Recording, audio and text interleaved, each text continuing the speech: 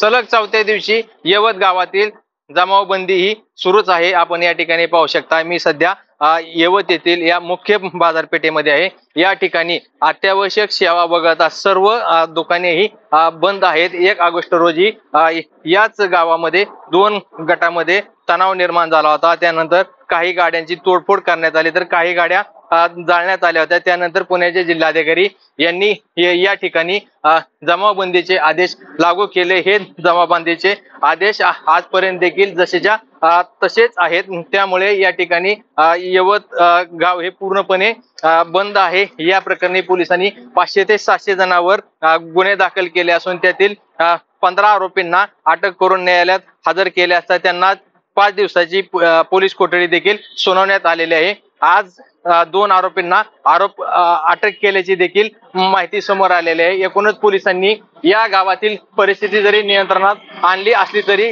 या ठिकाणची जमावबंदी कधी उठणार याकडे यवतकरांचे लक्ष लागले आहे। मंगेश कचरे, साम टीव्ही न्यूज, यवत, दौंड। आता isakal.com आहे देशातील नंबर 1 ची मराठी न्यूज वेबसाईट। प्रत्येक अपडेटसाठी isakal.com ला नक्की भेट द्या।